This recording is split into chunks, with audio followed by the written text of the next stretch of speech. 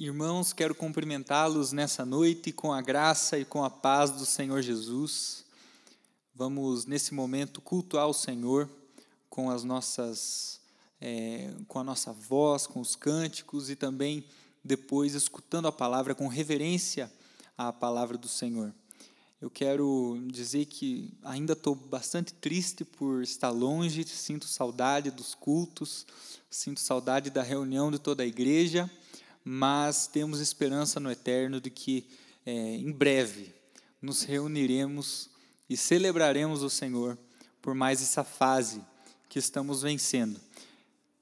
Antes de cantar um cântico, o primeiro cântico, gostaria de que você abrisse a sua Bíblia em Tito, nos versículos, no capítulo 2, versículos 11 até o versículo 14. Tito, no capítulo 2, versículos 11 até o 14.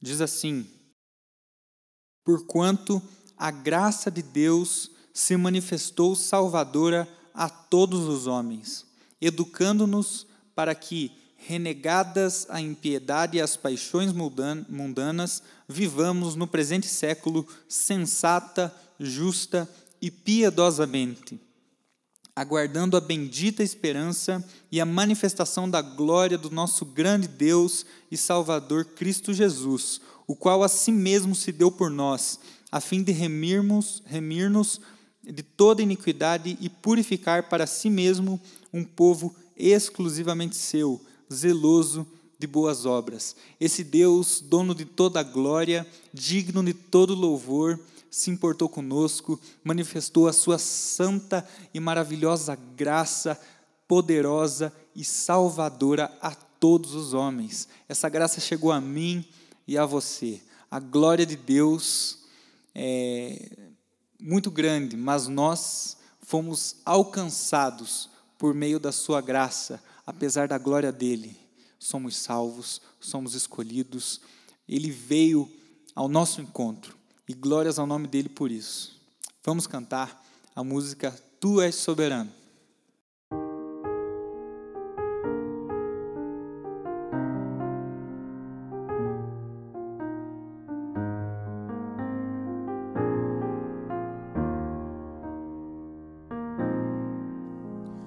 Tu és soberano sobre a terra, sobre os céus, tu és Senhor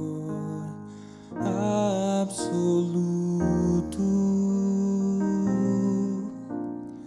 Tudo que existe acontece, tu sabes muito bem, tu és tremendo. Tu és soberano sobre a terra, sobre os céus, tu és Senhor absoluto.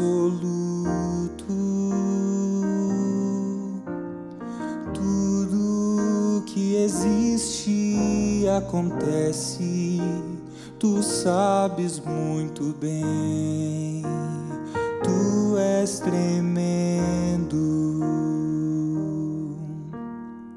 E apesar dessa glória que tens, tu te importas comigo também.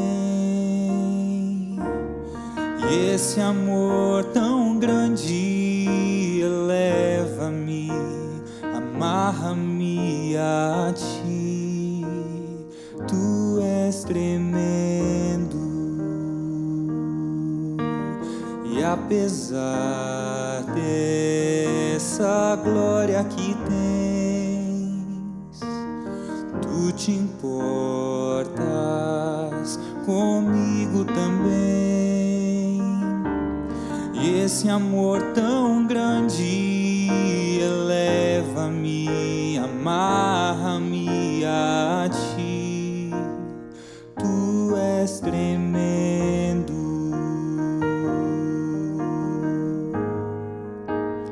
Tu és tremendo.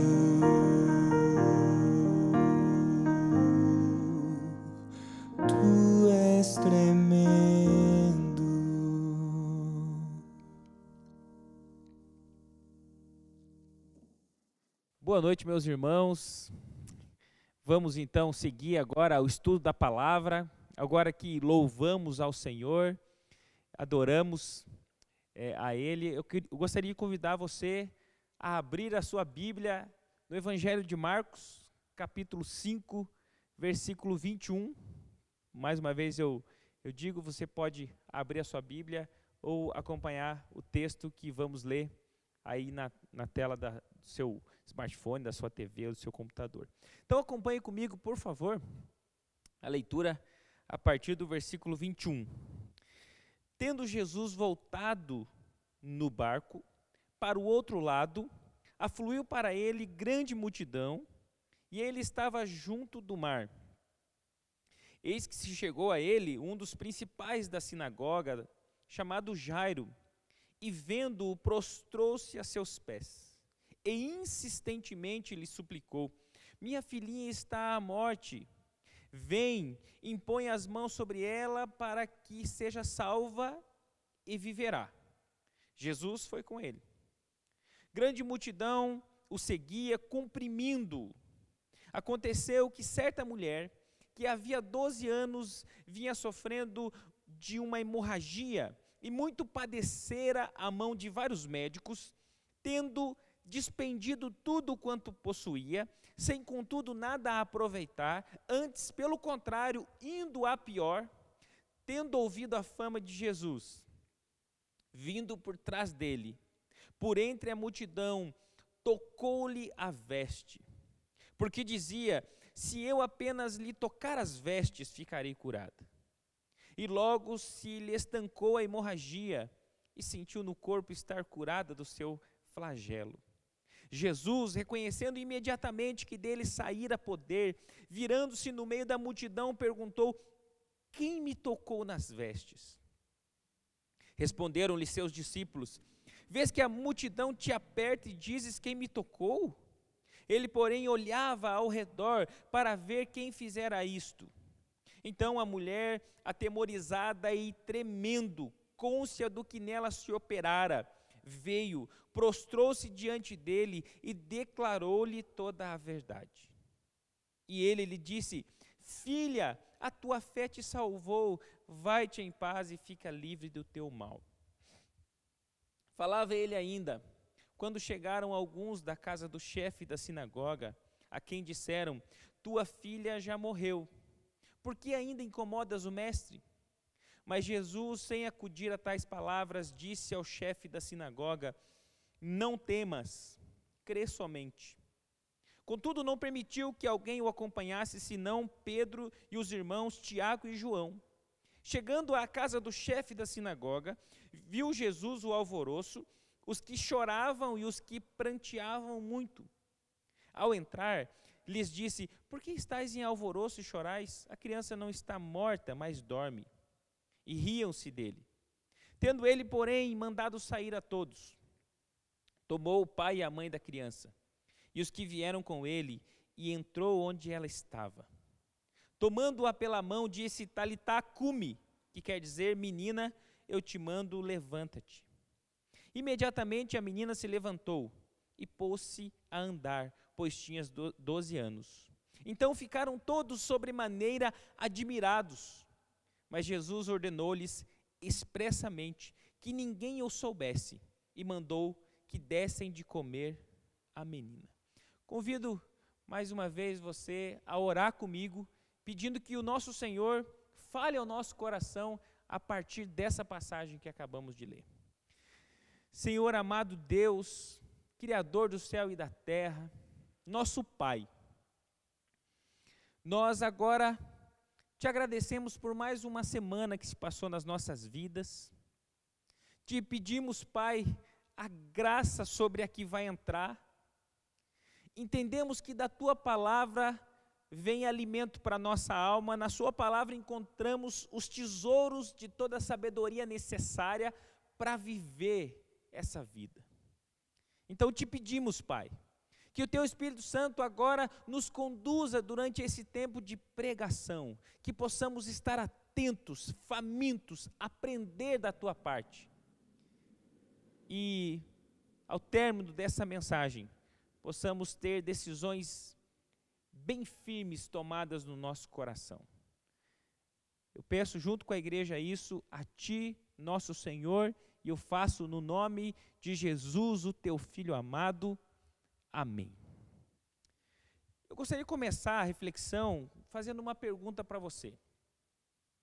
Você já se pegou em um momento de desespero tão grande, em que você se percebeu sem forças, completamente sem forças para reagir diante de um problema? Uma situação em que você olhou e disse a Deus em oração: Deus, por que o Senhor não faz alguma coisa? Por que o Senhor não age em meu favor? Você já passou por isso? Hoje nós vamos falar de duas pessoas que viveram um momento assim. E na presença do Senhor Jesus, essas duas pessoas encontraram consolo e resposta da sua oração desesperada. Eu dividi, para efeito didático, essa passagem que nós lemos em 3 cenários. O primeiro cenário que eu vou falar é o pedido de um pai desesperado. O segundo, uma esperança realizada. E o terceiro, esperando contra a esperança. Vamos pensar então um pouquinho nesse primeiro cenário, que vai do versículo 21 ao 24. O pedido de um pai desesperado. O nome desse homem, a Bíblia nos diz que era Jairo. Ele era um dos principais da sinagoga. A sinagoga era a igreja dos judeus. Era costume dos judeus ter 7 pessoas que eram líderes, que eram responsáveis por uma série de atividades que aconteciam na adoração judaica, na religião judaica. E esse cargo de Jairo nos faz concluir algumas coisas. Primeiro, ele era um homem reconhecido como uma pessoa importante na cidade que ele vivia. Segundo, provavelmente era uma pessoa que tinha posses, uma pessoa de recursos. E terceiro, ele era da turma que não via Jesus com bons olhos, porque ele era dos religiosos, dos líderes da sinagoga, e nós sabemos que os religiosos tinham inveja do ministério de Jesus. Mas a Bíblia acabou de dizer para nós que a sua filha ficou doente. Todos perceberam que a situação dela se agravava cada vez mais, a morte parecia iminente, e Jairo é pai. Ele era pai, quem é pai sabe do tamanho do desespero que vem ao nosso coração quando vemos nossos filhos passando mal. Então ele sabia bem dos riscos que ele corria ao pedir ajuda àquele carpinteiro polêmico, famoso, e que se destacava por suas curas e por suas pregações que conquistavam os corações, principalmente porque se ele fosse a Jesus como decidiu fazê-lo, e Jesus não chegasse a tempo da criança ainda estando viva, Jairo sabia então que toda a sua exposição teria sido, todos os seus riscos teriam sido em vão. Mas ele foi, e as atitudes dele revelam para nós o que ele sabia sobre Jesus. Eu quero que você olhe aí do versículo 22, diz assim, eis que chegou a ele um dos principais da sinagoga, chamado Jairo, e vendo-o, prostrou-se aos seus pés. Não necessariamente aqui uma atitude de adoração que a Bíblia traz para nós, mas de humilhação sim. Até porque ele era uma pessoa importante aos olhos da sociedade da época. Jesus não. Jesus sim, estava ficando famoso por muitas coisas que ele fazia. Ele acabara de expulsar os demônios em Gadara, ele curou o leproso, ele estava ficando conhecido, mas nós estamos diante de um quadro de um homem importante se ajoelhando aos pés de um carpinteiro, um rabi que não é reconhecido como mestre pelos líderes religiosos. A outra expressão de destaque no início do versículo 23 é que diz que insistentemente lhe suplicou. Ele não somente se ajoelhou aos pés do Senhor Jesus, mas ele fez uma súplica insistente. E é interessante que, ao mesmo tempo que Jairo se revela humilde e confiante, porque só insiste quem de fato confia, o Jairo deixa claro que ele não entendia que Jesus era mais do que um profeta, mais do que um curandeiro. Por quê? Porque a prerrogativa de Jairo aqui, para Jesus é: minha filha está à beira da morte. E se antes de morrer o Senhor tocar na minha filha, então a minha filha pode ser curada. E isso nos dá a compreensão de que para Jairo, Jesus é um profeta, por meio de quem o poder vem de Deus, passa por ele, e através dele sua filha poderia ser curada, como tantas outras pessoas já tinham sido curadas naquela região. E o interessante é que Jesus ele olha para tudo aquilo que está acontecendo, e o versículo 24 é muito simples, diz assim: Jesus foi com ele. Repare que Jesus poderia dizer àquele homem assim: não vou. Você está equivocado a meu respeito, você precisa entender, eu não sou somente alguém por meio de quem o poder de Deus passa para alcançar a sua vida, sua filha, sua família. Eu sou o próprio Deus. Mas Jesus não faz isso, por quê? Talvez porque Jesus compreendia que o que Jairo poderia oferecer até aquele momento era tudo aquilo, era essa atitude de humildade e confiança, mesmo que ainda não conseguisse perceber que Jesus de fato era o próprio Deus. E aqui nós vamos então caminhando para o segundo cenário, uma esperança realizada. Vamos falar agora sobre a cura dessa mulher enferma.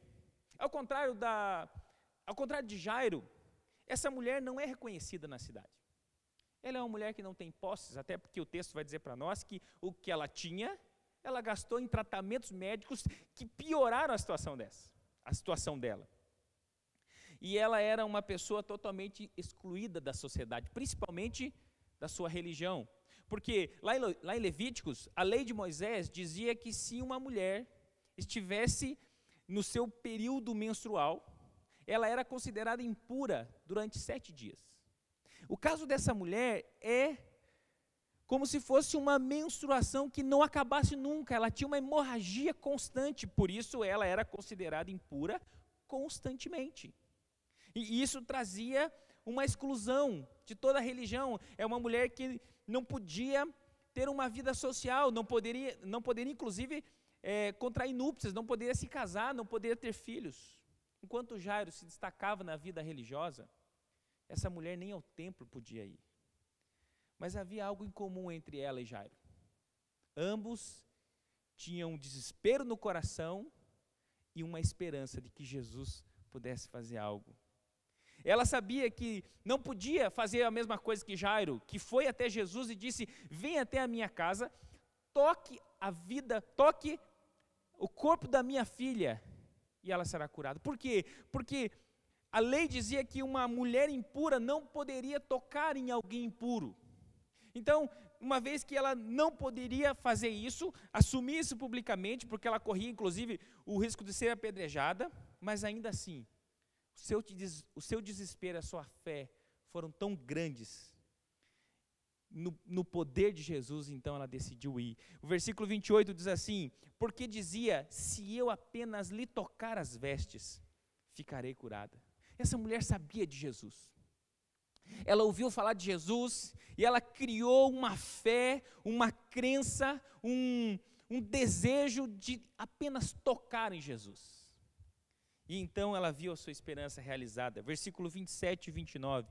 Tendo ouvido a fama de Jesus, vindo por trás dele, por entre a multidão, tocou-lhe a veste. E o 29. E logo se lhe estancou a hemorragia e sentiu no corpo estar curada do seu flagelo. Uma esperança que se realizou. Ela percebeu, imagine a situação que era a hemorragia dessa mulher, a ponto dela perceber que ela foi curada instantaneamente. Ela sentiu algo no seu corpo.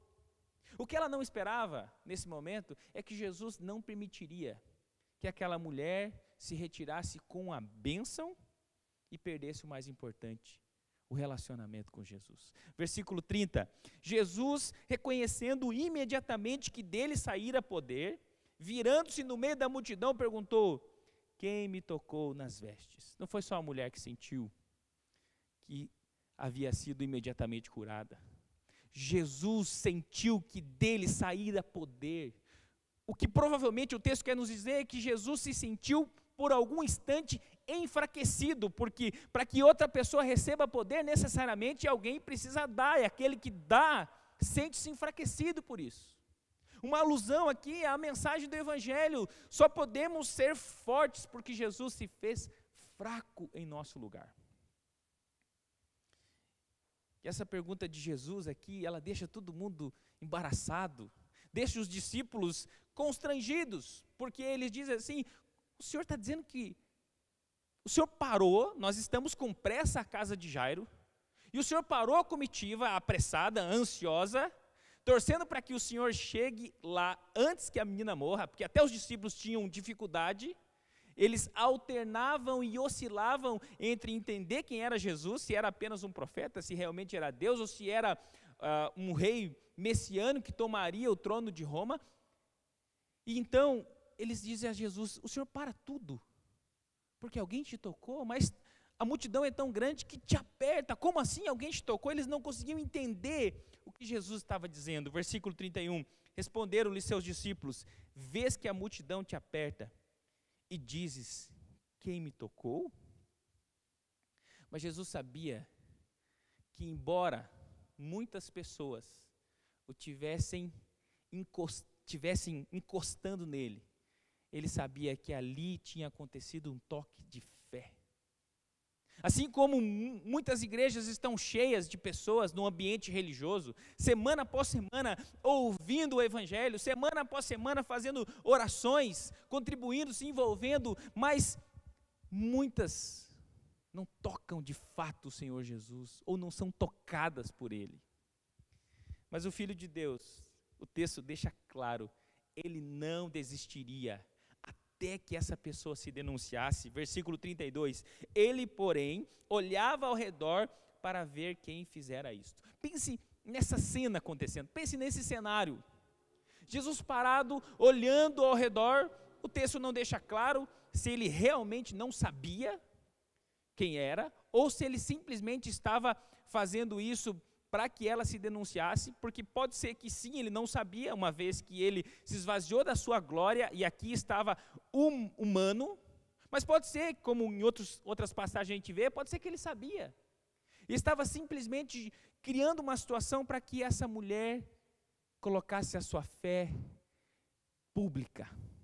Jesus está tratando com a situação. E perceba que essa pausa que Jesus faz aqui, olhando ao redor, ela trata ao mesmo tempo o coração dessa mulher, que está num momento de decisão, me revelo ou não me revelo, como trata o coração do próprio Jairo. Porque enquanto ela precisa decidir se vai se expor ou não, Jairo precisa decidir se vai continuar confiando em Jesus, mesmo com aquele atraso, ou vai correr para sua casa e participar da despedida dos últimos momentos da sua filha. Jesus está usando essa situação para tratar o coração dessa mulher e o coração de Jairo. A tentativa dela de se manter no anonimato revela para nós que o que ela queria era simplesmente uma cura, mas Jesus quer um encontro. Ela queria sua vida de volta, queria poder ir ao templo, voltar à sua família, mas Jesus está mostrando para ela: só tem uma forma de você ter a sua vida de volta, é se você der a sua vida para mim e viver para mim. Ela estava contente com o benefício temporário, mas Jesus estava interessado, decidido a lhe oferecer a vida eterna. Isso é fantástico. E parece que ela aceitou mesmo. Mesmo assim, sabendo dos riscos, ela se entregou. Versículo 33, então a mulher, atemorizada, porque sabia do risco que corria, e tremendo, cônscia do que nela se operara, veio, prostrou-se diante dele e declarou-lhe toda a verdade. Essa mesma expressão, prostrou-se diante dele, é a expressão que é usada para Jairo quando ele vai fazer um pedido a Jesus. E aí você pode pensar: a atitude de Jairo é igual à atitude da mulher, mas eu queria atentar com você para um detalhe que faz toda a diferença nesse prostrou-se da mulher enferma em relação ao prostrou-se de Jairo. Porque Jairo prostrou-se para fazer um pedido a Jesus. Essa mulher aqui prostrou-se quando já nenhuma necessidade mais havia. E essa é a verdadeira adoração. Não é uma adoração de troca, de barganha. Eu vou fazer algo aqui, e muito menos para ser vista das pessoas. Ela nem queria ser notada. Não, ela sabe que ela está curada. E aqui eu me lembro daqueles 10 leprosos que foram curados por Jesus. Jesus ouviu eles dizendo: nos cure. E Jesus disse: vão ao sacerdote. Mas eles ainda não haviam sido curados. E isso determinava um risco, ir ao sacerdote mesmo sem perceber que a pele deles estava curada. Mas no meio do caminho acontece um milagre. Eles começam a olhar um para o outro e dizem: a tua pele está melhorando. Só que a história da cura dos 10 leprosos termina de uma maneira triste. Apenas um voltou para agradecer, e esse era samaritano. E o que isso significa? Essa expressão dessa mulher se denunciar diante de todos, prostrar-se à presença de Jesus, significa que o foco dela não está mais na cura, mas sim naquele que merece toda adoração, ainda que nada seja necessário. E agora, então, a obra está completa. Versículo 34 diz assim: e ele lhe disse: filha, tua fé te salvou, vai-te em paz e fica livre do teu mal. A que veio atrás da cura foi embora com a salvação. Algo muito mais importante, muito mais duradouro. E agora vamos ao terceiro e último cenário dessa história, que eu chamei aqui de esperando contra a esperança. O que Jairo mais temia, então, acontece. Versículo 35, falava ele ainda quando chegaram alguns da casa do chefe da sinagoga, a quem disseram: tua filha já morreu, por que incomodas ainda o mestre? Até aqui, Jairo tinha uma compreensão sobre Jesus. Se der tempo de ele chegar, a minha filha estiver viva, esse profeta pode tocar a minha filha e ela pode ser curada. Ele vai poder fazer algo, mas eu queria que você olhasse com cuidado comigo, que é daqui para frente que a fé de Jairo vai ser desafiada. Por quê? Porque assim como Jesus esperou aquela mulher perder todos os recursos para que mostrasse que ele é tudo que aquela mulher precisava, Jesus fez a mesma coisa. Isso aqui me ajuda a entender que essa pausa não foi aleatória, não foi por acaso. Essa pausa não foi simplesmente para expor uma mulher que acabara de ser curada, não.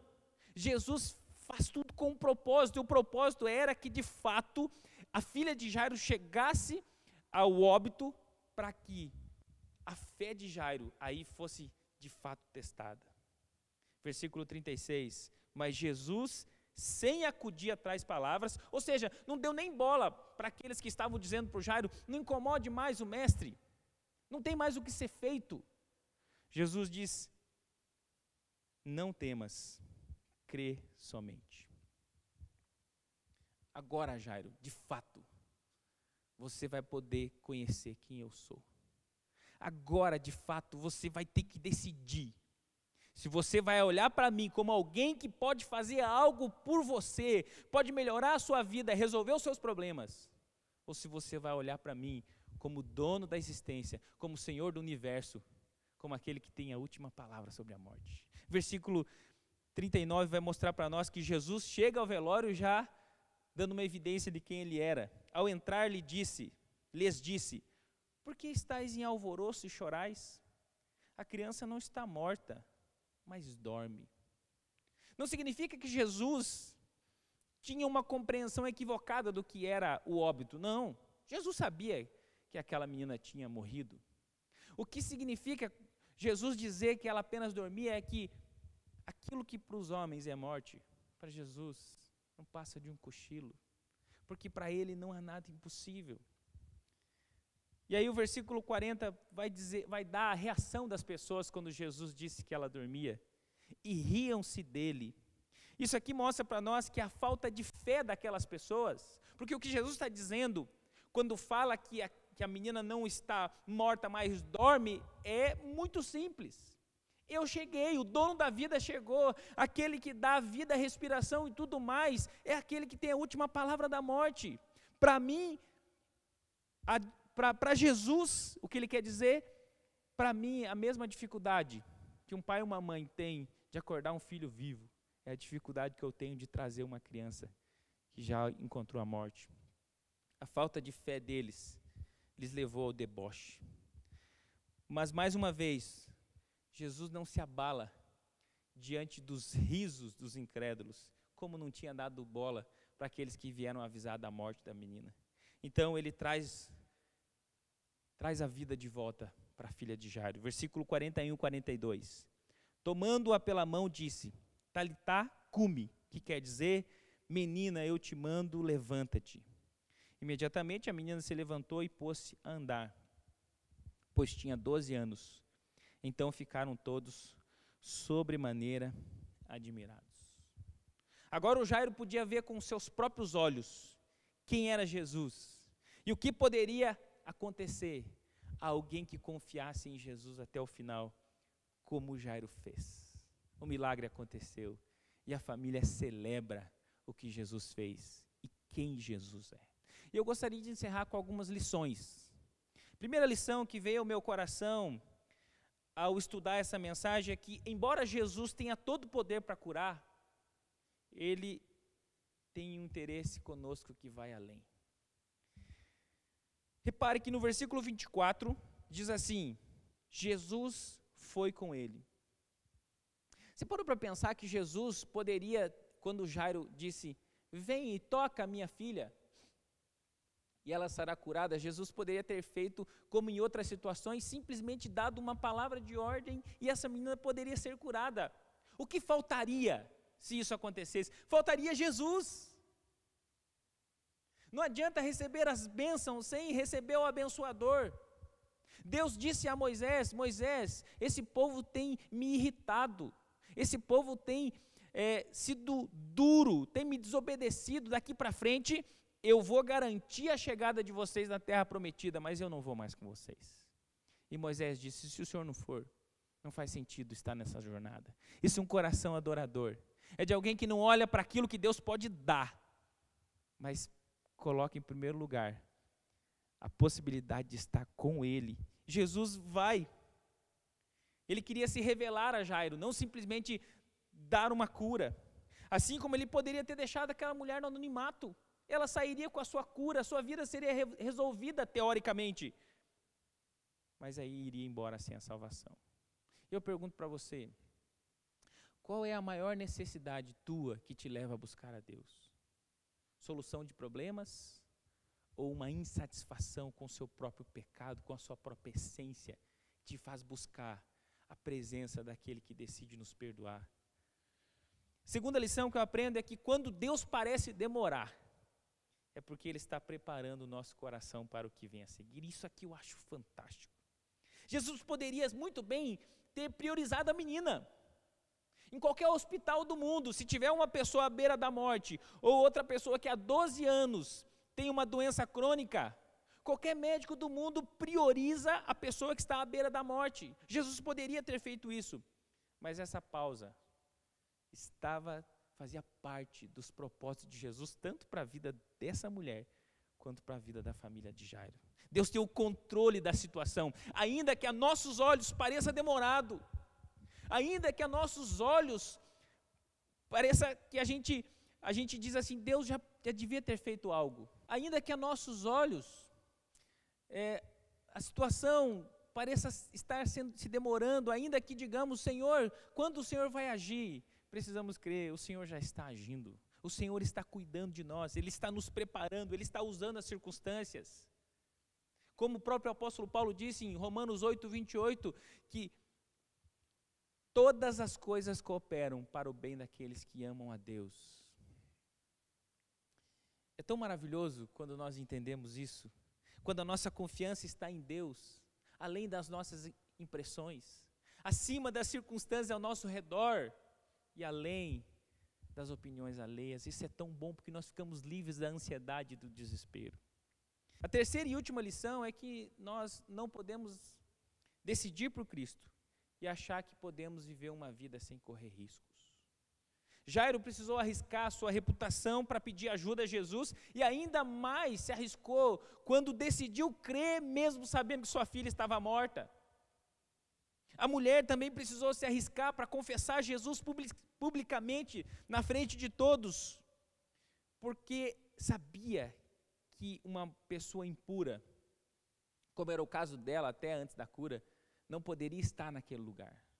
O próprio Cristo é o maior exemplo de alguém que de fato se arriscou, porque sendo Deus, abriu mão da sua glória, se tornou um de nós, e viveu todos os riscos de ser um ser humano, até se entregar à cruz e pagar os nossos pecados.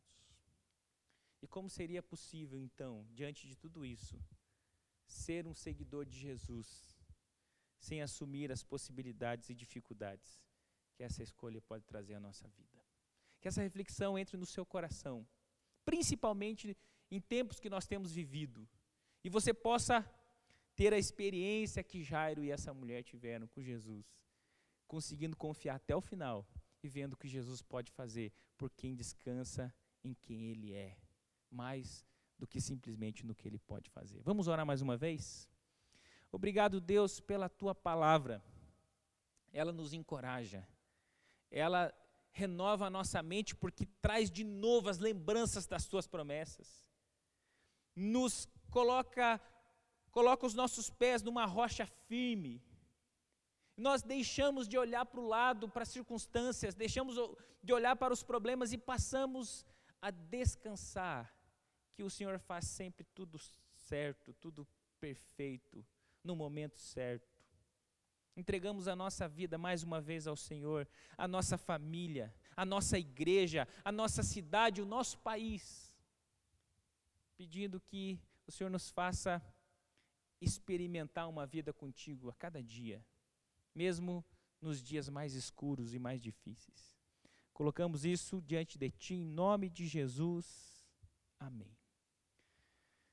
Nós vamos agora ouvir mais uma canção, e que Deus abençoe muito a sua vida, uma ótima semana, e que o amor de Deus, nosso Pai, a graça de Jesus, o poder e o consolo do Espírito Santo repouse sobre a nossa vida agora e sempre. Amém.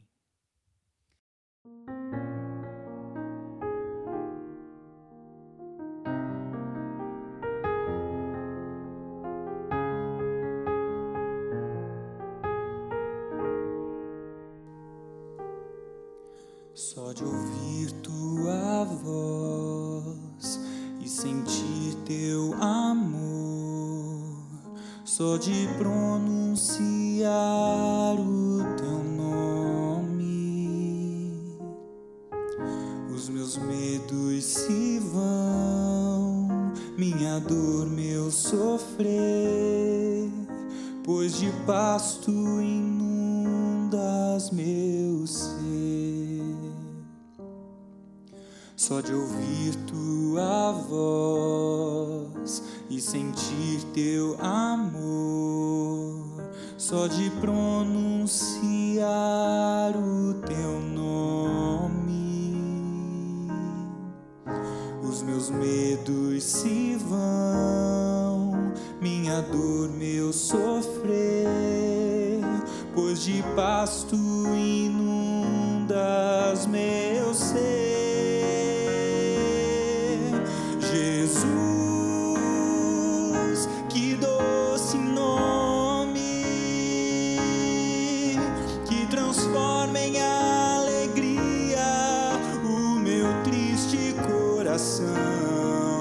Jesus, só o teu nome é capaz de dar ao homem salvação.